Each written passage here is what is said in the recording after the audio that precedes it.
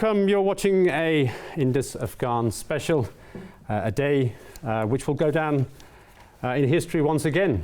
For the second time, one of the world's superpowers has left the playing field in Afghanistan. Late last night, on the stroke of midnight, the last US planes had left Afghanistan, leaving the playing field open to the Taliban, who had marched in on the 15th of August following a complete withdrawal by the Afghan forces in Afghanistan. Now, what are the implications? The Afghan Taliban come, they say, in peace. They say they will be moderate. They say that they will not flout all of those concerns that have been raised by the international community in their last tenure. Now, how do we get here? Of course, just for a quick recap, 9/11, some 20 years ago, an Al-Qaeda-led attack which resulted in the Afghan Taliban being dragged into this scenario with the Americans and Al-Qaeda. What has happened, what has transpired over the last 20 years, unfortunately by many had been predicted. This being described once upon a time as the graveyard for empires. Now, it has a lot of implications, not only for Afghanistan, but also for Pakistan, mainly for Pakistan, one would say, because Pakistan has indirectly been affected by this prolonged, protracted war for the last 20 years, and its spillover effects has affected Pakistan deeply due to the insurgency which Pakistan has seen as a result of the resistance which has been faced over the last 20 years by the Americans. A deal which was set out back in 2020 by the then President Trump to leave Afghanistan, albeit with some face saving. Now, at this particular juncture, nobody in the world is really sure what is going to happen next. Do we take it for granted that the Taliban will actually execute on those particular promises which it has made over the last 3 to 4 days? What will be of the region at large? Pakistan, how it will be affected. We've heard murmurs from China that they will welcome a moderate Taliban government, but it must be an all-inclusive government. As Pakistan has repeated, it must be a government which is an Afghan-led government. But there are many skeptics, especially the hawks sitting to Pakistan's eastern borders, who believe that Pakistan has been meddling unnecessarily and has been responsible for this resurgence of the Taliban and this rather quick capitulation by the Afghan forces. Now, to help us shed light on the matter, joined by a panel of guests. Firstly, let me introduce to you Ambassador Mohammad Ayaz Wazir. Quick recap of his history. He's a career diplomat, and he's also joined the Foreign Service back in 1974 and has served in the Ministry of Affairs, several missions on behalf of Pakistan. Welcome, Ambassador Wazir. Thank you for joining us. Next, we have Brigadier Nadir Mir. He is the chairman of the Pakistan National Reform Movement. Thank you, sir, for joining us as well. And over in Lahore, I have a journalist friend by the name of Moayyed Jafri. Thank you, Moayyed, for joining us as well.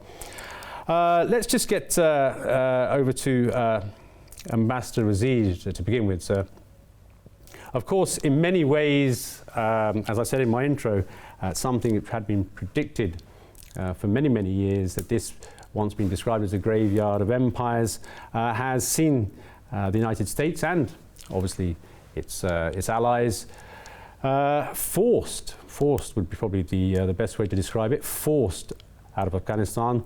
Your initial reaction to the immediate aftermath of what we have seen, namely today the scenes that we saw at Kabul airport, the Afghan Taliban offering a statement that they have now taken control of the airport and have effectively waved the last US combatants out from Afghan airspace. Well, I hope we all remember that the Taliban had said way back that the Americans have watches and we have the time. And so they were waiting for the right time to take action on diplomatic front, and then when it came to taking over Afghanistan, on both counts, I think they have given big surprises to the entire world. Nobody thought they would so shrewd, they were so intelligent, they were so diplomatic. But when they signed that agreement in Doha with the U.S. representative, everybody was taken aback, I would say. At least no, I was not expecting that kind of a concession given to the Taliban or to the group which was declared by the U.S. as blacklisted, as militant blacklisted. With the same blacklisted group, the sole superpower of the world sits and signs an agreement. As if that was not enough, then when the Taliban came at the door of Kabul, the agreement, I believe, between the two in Doha was that Taliban will not take over by force Kabul, and some kind of arrangement would be made with the Afghan government so that it's a smooth takeover or takeover by both. But then again, a big surprise, the same power which has removed the Taliban from Kabul begged the Taliban to come into Kabul to look after the law and order situation because Afghani has left the country. So that is quite a big surprise, I would say, to everyone.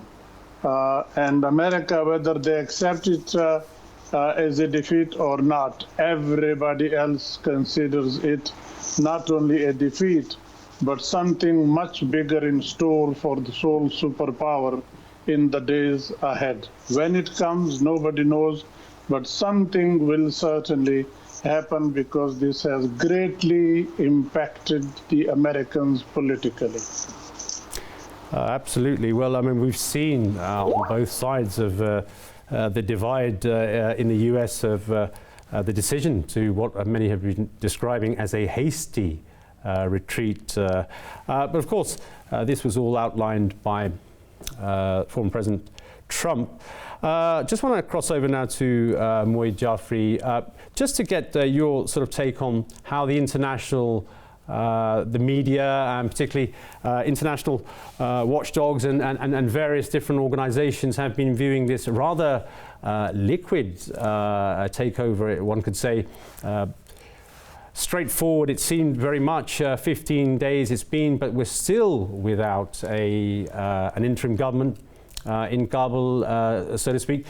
So a lot of worry, I would suggest, perhaps internationally, particularly those who say that the lessons from past incursions into Afghanistan have not been learnt, and we cannot afford to leave a vacuum this time around. Thank you so much for having me. I agree with you, and I believe the last time the U.S. diplomats, and we all very infamously remember Hillary Clinton laying it out clearly in front of everybody that the U.S. should not repeat the mistakes it made in the past regarding Afghanistan. And yet they choose to do the same, and some might even argue that it was way worse this time. The question that you basically asked, as in how the international media is viewing all this fluid situation and the way this entire takeover took place, like Ambassador Wazir talked about the fact that the world is kind of trying to come to terms with this 2.0 Taliban version, albeit with a lot of skepticism, but their ability to maneuver situations, to understand them, and then to negotiate. Because a lot of these victories that came in quick time were not just military victories. It's difficult to digest this fact, but the support that they got, or the lack of support for government troops, at some level signifies some level of political victory as well. So these negotiations that went in during these military conflicts and the negotiations with the U.S., they've kind of forced the world media and everybody else to think again about who the Taliban really are and what are they actually dealing with right now. Now that they're in place, there is rising skepticism after the withdrawal of the United States, as we've seen U.S. Secretary of State Mr. Blinken. He was talking about the fact that the aid would not be given directly to the Taliban, and it would be channeled through international institutions and international bodies. So those are certain factors being viewed as a system of check and balance to keep the Taliban honest. And the international media is kind of, I'd hand it over to the Taliban, that they have convinced, not exactly, but to a certain degree, the international media, that they might be able to pull this one off without getting the same reputation that they had last time. And your question regarding the future and the state of Afghanistan, the latest from Afghanistan right now, our sources tell us, is that the negotiations for government formation among the Taliban factions, they have ended, and they have announced, or they will be announcing, said they'll be announcing in a couple of weeks, but our sources said that it'll be earlier than that. So that will basically define as to the first reaction by the world, depending upon how the government is formed. As you said earlier, Pakistan has been repeatedly pointing out and asserting the fact that the government in Afghanistan should be inclusive, it should not be exclusionary in any way, and it should represent the Afghan people. So once this first step takes place, only then we can imagine, and only then we can, derive some sort of a conclusion or extrapolate how this will move forward. And do the Taliban really have the capacity to operate a state at this point of time, and that too with these huge challenges? Indeed, that's one of the conundrums facing the Afghan Taliban. Of course, a fully inclusive government. They have reached out. I mean, we've been recently hearing of the resistance in the Panjshir Valley, and there are reports suggesting that perhaps some breakthrough might be imminent. I just want to bring in Brigadier Nadir Mir. It's an awfully difficult conundrum to solve, Afghanistan, and especially the tribal factions and the different tribal warlords, somewhat unifying themselves under the flag of the Taliban for the moment. Do you think, Brigadier Mir, that the Afghan Taliban have had sufficient time to mull over a strategy of how they are going to place themselves within the international community? And as Moayyed Jafri has pointed out, how are they going to build on an economy for many which are saying is on the brink if they don't receive the necessary aid? Do you think they're well scripted, and this time away in the wilderness has allowed them to regroup and to think this through about how they are going to exist, and not only in the region, but how they are going to interact with the rest of the world now? Well, Afghanistan has just seen a geostrategic climactic, which means it's a turning point actually in world history, because as I wrote in a recent article, Kabul and the non-polar world, well, it's on net, you can see it. And I'd also predicted in two of my books, Guada on the Global Chessboard, 2010, and Geopolitics, Pakistan, 2013, that the outcome of the Afghan war would eventually be that the Americans and NATO would be leaving. Well, I didn't write that they would be leaving in so much defeat in detail and disgrace as they have, but that's what has come to. So this is the actual picture. So it's not only created a geostrategic vacuum here, because since 9/11 and since the Americans came here, along with NATO and so many countries, that was the main show. Well, that show is over now. So the Americans are out. The American-NATO war in Afghanistan is finished. But the war itself in Afghanistan may not have finished. I mean, less the US-NATO war. What I mean is, like you've asked, that first of all, there are other factions and tribals and warlords in Afghanistan, and plus there are other players, chief of and spoilers, especially India. India hasn't given up on Afghanistan despite its defeat and disgrace. The Indians have been defeated also there because they were using Afghanistan as a second front against Pakistan for terrorism. But anyway, they're still at it, and they're trying to cobble together a Northern Alliance or some kind of groups which can fight the Afghan Taliban. That is one of the options they're trying to implement.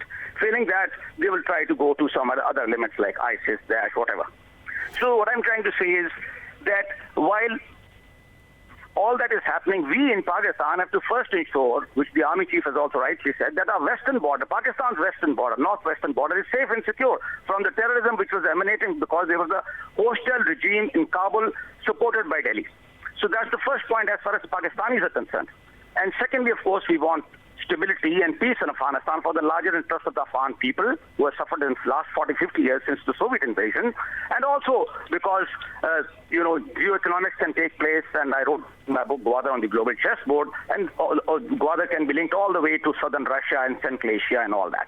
So that's Pakistan's interest, stability and peace in Afghanistan. But that doesn't mean that what Pakistan wants is the only thing that the others, like Indians, are still at war with Pakistan. I mean, you read what they've written on the fall of Kabul and what they're talking, and not only the Indians, the others also. So we have to be very careful onto this. And as far as the Afghan Taliban themselves are concerned, let us see all that has been talked about, or what they have professed, or how they interact with the international community, how they moderate, how they deal with the Afghans themselves, and how an inclusive government is. This is yet to be seen. We can support them, and we should support them in moderation and in other ways. But we have to keep Pakistan's national interest at the top, which is that, as I've been saying, and I've been saying it as chairman of Pakistan National Reform Movement, that the last Indian has to leave Afghanistan, because Indians are the spoilers. You won't have peace in Afghanistan if the Indians are sitting there. Since from the Indian point of view, and the DGISP have said the same, they have been using Afghanistan only as a springboard for a war, an asymmetrical terrorist war against Pakistan, the second front. So we have to make that first.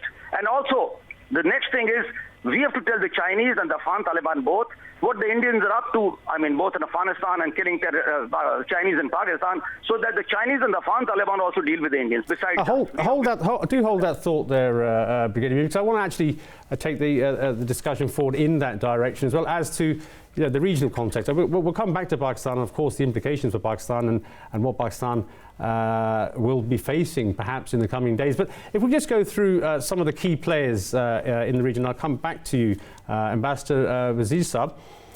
Of course, we've got, as Brigadier Mir has rightly pointed out, that the Chinese are keeping a very close eye on developments in Afghanistan, and rightly so. They want to see a softer side of the Afghan Taliban, and whether or not they will fulfill or go through with some of the promises that they have laid bare. But also, we're talking about the Russians. They also, ironically, after the US withdrawal, also have a vested interest in the region, because they would not like to see the Central Asian countries being disrupted, or any spillover in that direction as well. So if we're just talking about the region at large, I mean, this has been a game changer in many ways. Who would you say are the key players right now who would be leading negotiations, perhaps behind the scenes, to sort of like get a sort of more of a sort of like holistic feel as to what the actual realities are on the ground aside of Pakistan? Which other country do you think it would be the Russians and the Chinese who would be spearheading this more so? We also hear of the Indonesians, who we understand that have been speaking in Qatar recently as well. The Malaysians are also voicing their concerns of a dispensation which is not as perhaps as harsh as we saw in the last regime. And Turkey as well, who is keeping a close eye. So of all these nations, who would you say would be perhaps the ones which would be worth keeping an eye on with regards to Afghanistan and in its relationships in the region? Well, as you mentioned, all these countries are keeping a very close eye, or watching the situation in Afghanistan very closely, comparing it with the Taliban rule over Afghanistan during the 90s, when there was a serious concern of these states, particularly the Central Asia and Chinese also. But in the 20 years, the region's approach has changed, the Taliban attitude has changed. A lot of changes, I would say, overall have taken place.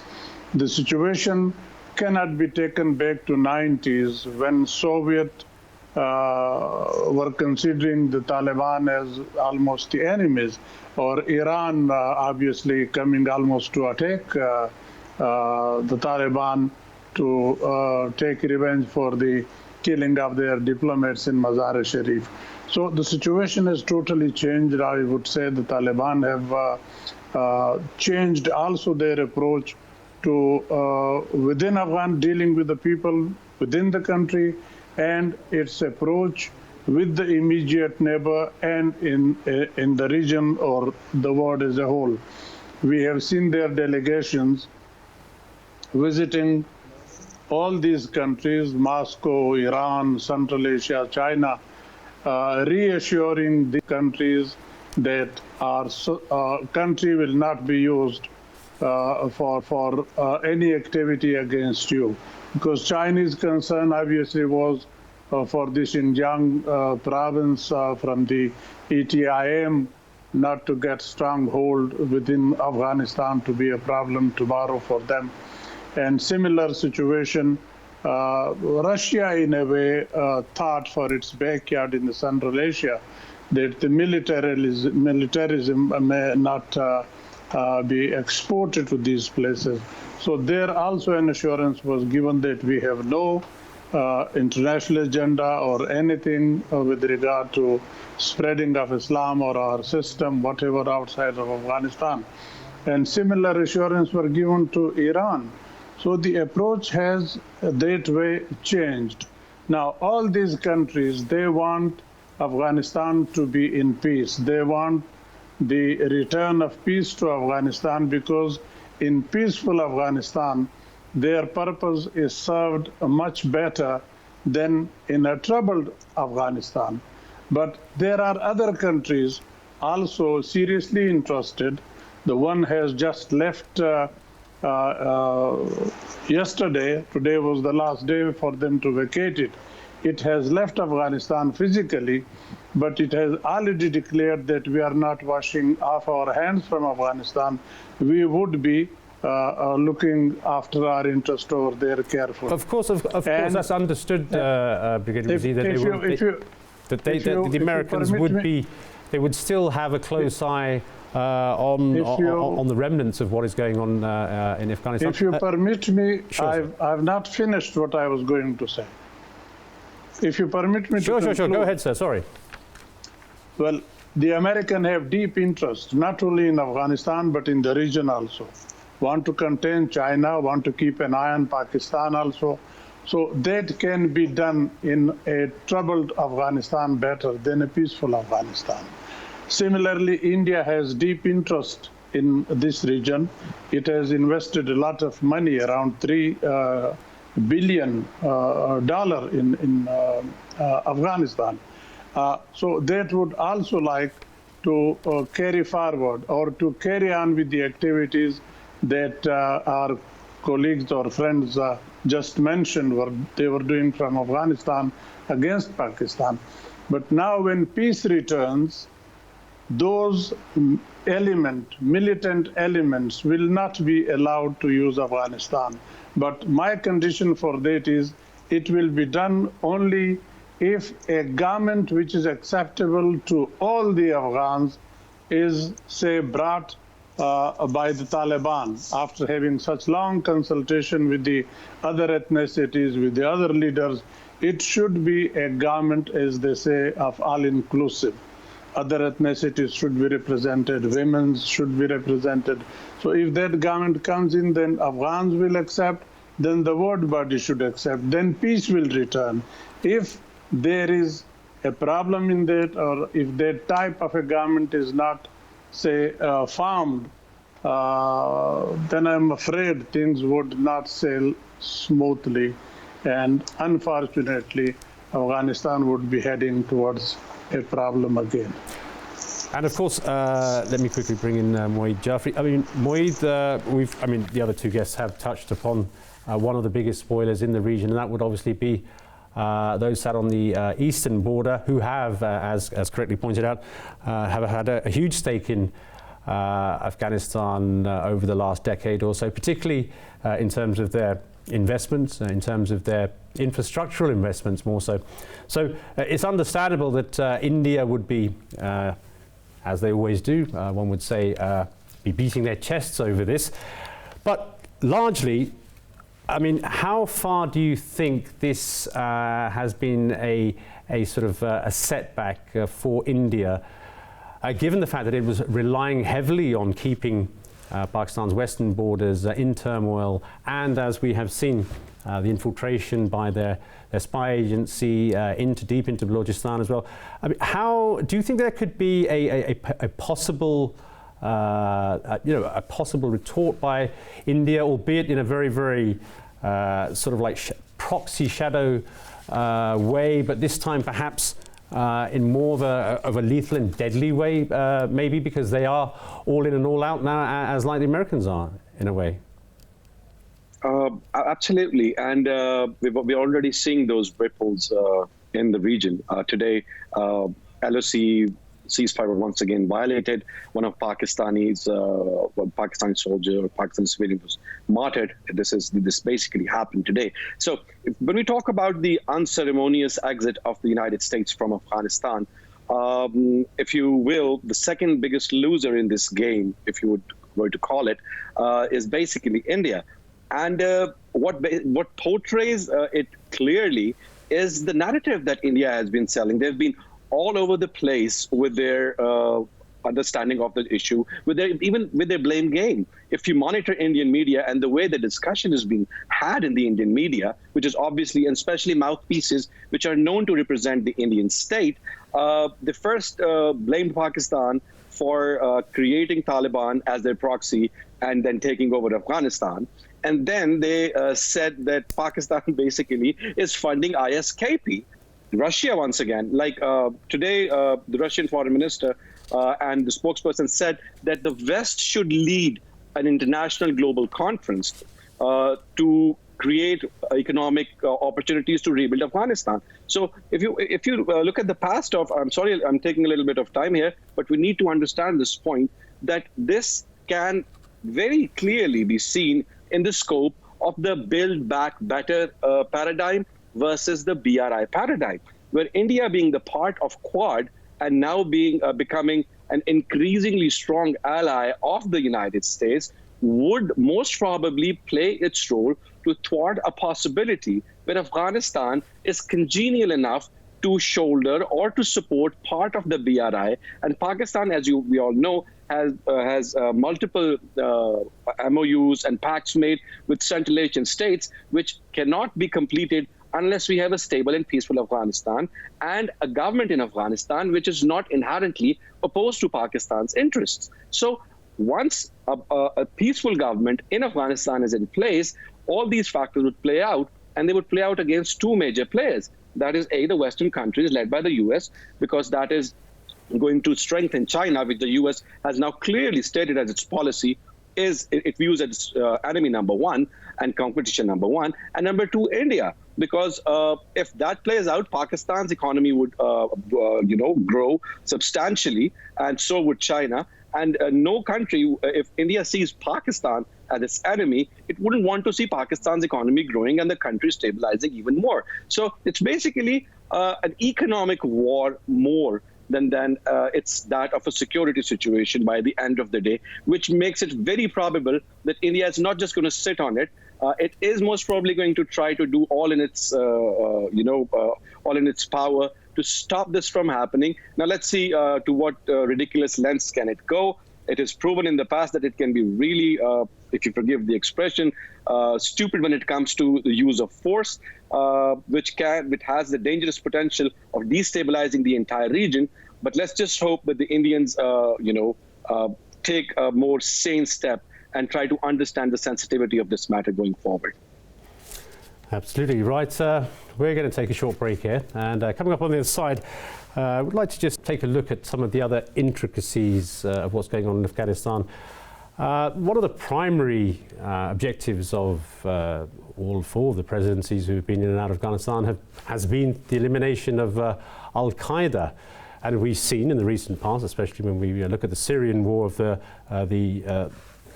the rise of ISIS. Now, it is quite evident that ISIS is present in Afghanistan, and this, as the Americans are saying, is choose your poison between ISIS, Al-Qaeda, and the Afghan Taliban. Are they all in the same boat?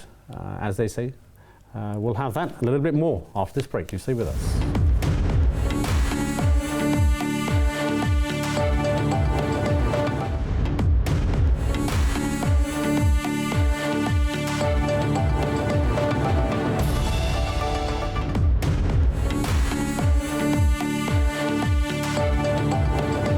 Welcome back. You're watching Indus Afghan Special on a historic day where history is repeating itself once again. The last of the US troops left Afghanistan on the stroke of midnight today. Its implications are far reaching for the region, especially for Pakistan, who has been on the receiving end of the fallout of the war which has taken place for the last 20 years or so. Now, just want to sort of change the focus of this discussion a little bit to try to understand how intricate the mechanics of Afghanistan are.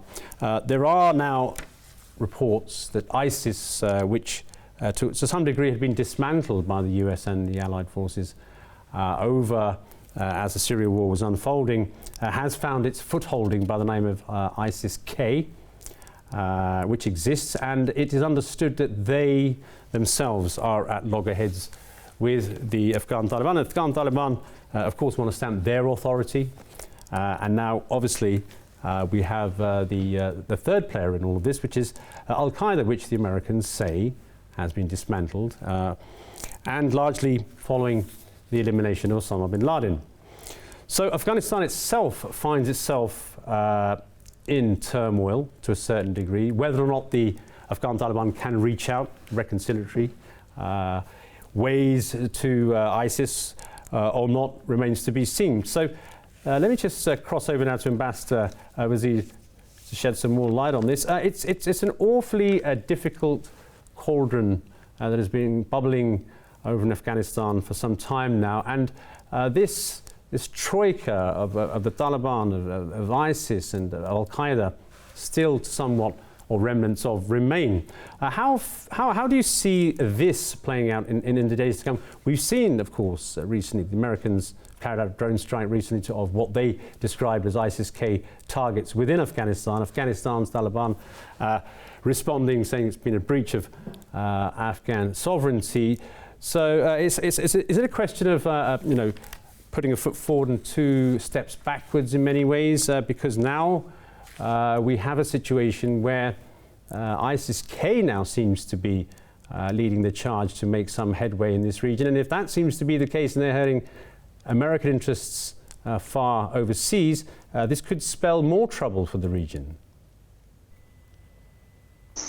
Well, I think we all know what relation Taliban and IS had in Afghanistan. The fight between the two was known, or is still known to everyone. Now, the question is, would the Taliban be able to eliminate IS or IS-K or KP for that? That is a question, but I look at it differently. I would not handle individually IS or Daesh or TTP or ETIM. I look at it from this angle, that if it all depends on the future dispensation that is to be announced by the Taliban, I hope in a day or two. If that is a government that we are all looking forward to, then I have no doubt that all these groups would be controlled by the government that comes in, because that will be acceptable to all the Afghans, to all the regional countries, to everyone almost, because everybody wants peace except for these militant groups who wants to find safe havens. So they will have no place for them in Afghanistan if that government comes in. But if that doesn't come, then the question is, how can we blame the Taliban only for they to control? Because then the country would not be under the Taliban rule. It will be Taliban like in the earlier stage, and some groups or people fighting against that. Now, I hope that doesn't come, because as we always say, that if Afghanistan is peaceful, the whole region will benefit and Pakistan will benefit the most. Or if it is in trouble, then everybody will suffer, but Pakistan will suffer the most.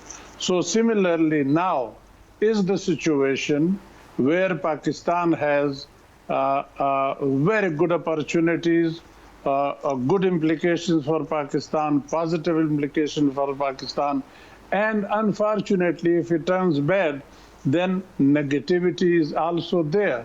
So it all depends, in my assessment, revolves around the setup that the Taliban brings into Kabul. If that setup is a good setup, a very thoughtful decision, a very, a decision which is acceptable, which is capable of controlling every inch of Afghanistan, then I have no doubt the Taliban in that capacity would be able to tackle all these people, to deny the use of Afghan soil against anyone for any militant group. But if that doesn't, then I don't see any possibility of their being thrown out of Afghanistan or safe havens denied to them, because behind them are big states. They are not individual groups or individual in their own right, but they are assets of some states or somebody behind it. They would be just waiting for them to come and help them. So I would be repeating myself by saying again and again that it all depends on the future dispensation. Okay, let me just bring in Brigadier Nadir. Brigadier Saab, I just want to get your take on where you see Al-Qaeda in all of this mix. Of course, post Osama bin Laden, one would say that there's been far less recruitment, according to intelligence reports, vis-a-vis Al-Qaeda. Some of their operatives have been operating as lone wolves, as opposed to they did not have that same infrastructural capacity they once had to strike far away from Afghanistan in foreign lands. How badly do you think that their space has been compromised? And moreover, what do you think, or do you think perhaps, the Taliban can actually keep, without sounding rude in a way, is to keep a leash on them in many ways, because it was exactly this network, the Al-Qaeda network, which they sheltered, which got them into this mess 20 years ago? Well, according to many American and global analysts, Al-Qaeda is no longer, Al-Qaeda was no longer in Afghanistan after the Americans came there. They were spread all over the world. They used to say that previously they were mostly in Afghanistan, and now they're all over the world, or many parts of the world. So that's not the only place it's militant or a terrorist or some kind of organization may have Afghanistan. And I think that if the Americans and the allies should have learned a lesson from this 20 years war, the Afghan Taliban should have also learned a lesson from this 20 years war, and that is that sheltering an organization like Al-Qaeda or somebody else will get them in trouble, as you just said yourself. And one of the reasons people are talking about President Biden and before him Trump making this deal with the Taliban, actually, besides America's war weariness, was this factor, which I'm going to relate to Al-Qaeda and other global such franchises. Basically, the Afghan Taliban, in American parlance, are considered territorial militants of not freedom fighters from the American point of view, but militants from the American point of view, that they are basically confined to Afghanistan, whereas Al-Qaeda and Daesh or others are considered global, or that they can strike United States or some European country or some other part of the world. So that's one big difference. So Afghan Taliban, if they are stable and if they need global assistance, which they do need, and global recognition, they may not be very keen or should not be keen on sheltering, as I've said, or allowing any such organization. And I say it's not just the name which matters. I mean, previously they used to talk of Al-Qaeda and then came Daesh, and tomorrow it may be another name. It's what they're up to that concerns the world or anybody. And I keep saying this because Pakistan National Reform Movement primarily talks of Pakistan. We are concerned with the world, but first we're concerned with Pakistan. We have to see who are those militant groups in Afghanistan or elsewhere who are striking or can do anything bad in Pakistan and supported by India. So that should be our first concern, which doesn't mean that we are overlooking the others, but our primary concern should be that Pakistan is not attacked for any terrorist attack doesn't take place from Afghanistan or, for that matter, Iran or anywhere else on Pakistan. That should be our first concern. But having said that, I agree with you that Afghanistan has to be stabilized. And I think that that's why I said earlier that we need to support the new regime in Kabul, and not only Pakistan, but the Chinese and the Russians and other Turks, of course, they're already interacting.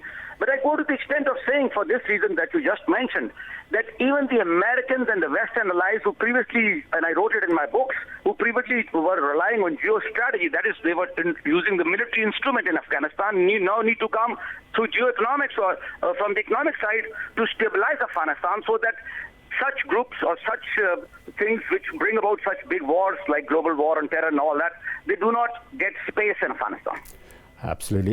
Just leave with the parting thoughts from Moayyed. Jafri. Moayyed, of course, Pakistan's interests are well documented, and Pakistan, is a difficult situation. It toes a very fine line. I mean, it's been credited for getting the Afghan Taliban to the negotiating table. It then is lambasted by the Indians time and time again, that it is the supporting factor in getting the Afghan Taliban into government, into overrunning the Afghan government.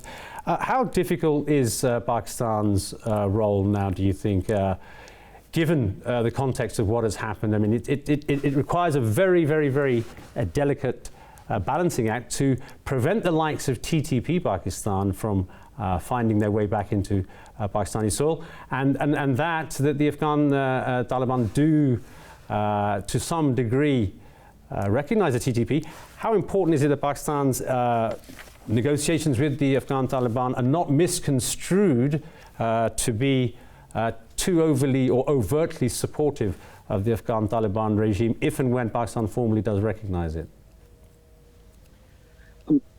It's kind of a damned if you do and damned if you don't situation for Pakistan when it comes to the Western world, to be honest. And you're absolutely right that Pakistan is right now in a position where it is expected to strike that magical balance somehow, where it is seen as being very supportive to Afghanistan and the future of Afghanistan, but not so much to the Afghan Taliban, who are supposedly going to run Afghanistan. So it's that kind of a conundrum which Pakistan has to walk the wire in this situation. And in my humble opinion, I believe Pakistan, one thing that would very clearly sort all its problems out of what to do and what not to do would be to do what everybody else in the world does most of the times, and that is prioritize its own national interests. Pakistan has suffered over 80,000 casualties, billions of dollars in financial losses due to this entire war on terror in Afghanistan and its spillover, like you've been mentioning yourself. So right now, Pakistan would need to be very clear when it comes to the negotiations with the Taliban. And they need to lay it out like Pakistan has been talking about TTP to the Taliban. And the negotiation in this regards, there's been multiple times it's been held, although it wouldn't be appropriate to talk about the outcome as for now because there's not been any official word out. But we need to understand that Pakistan is in a position right now where what it can do is that it can basically rally support and it can bring clarity to the world. I'd like to bring both the points that Ambassador Ayaz, Amir, and our other guests, basically, they both brought to the fore. Basically, Afghanistan is a multi-tribal, multi-ethnic country. And when Ambassador Wazir says that the government is going to define if ISIS, KP, or Al-Qaeda are going to prosper there, it basically means that the swell can happen if a particular tribe or a particular ethnicity feels disenfranchised by the Taliban government. And that dissent leads to factionization or, defecting to other terrorist groups like Al-Qaeda or for that matter, ISIS in any form of the manifestation that they'd want to create in Afghanistan. So, and the second part would be economic disparity, because we all know where that leads to. When there is economic disparity, when there is economic strife, people get frustrated, and that basically leads to a law and order situation and eventually a terrorism problem. So Afghanistan government would need to be inclusive. It would need to ensure that no ethnicity is left behind, no tribal entity is unrepresented. That way they can try to limit the spread of these ISIS, KP, or Al-Qaeda type situations. And Pakistan would need to be very clear with the Taliban that none of that would ever make way into this side of the border. And to make a very fine point at the end, in one of his recent interviews, Zabiullah Mujahid said something that should concern Pakistan as well. He was not entirely praising the fencing of the Durand line, and he said that they weren't really happy about it.